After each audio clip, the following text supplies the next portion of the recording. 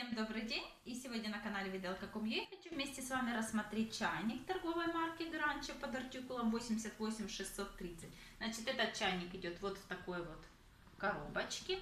Объем данного чайника на 2,5 литра, как указывает производитель. Чайник в данном случае красного цвета, эмалированный чайник.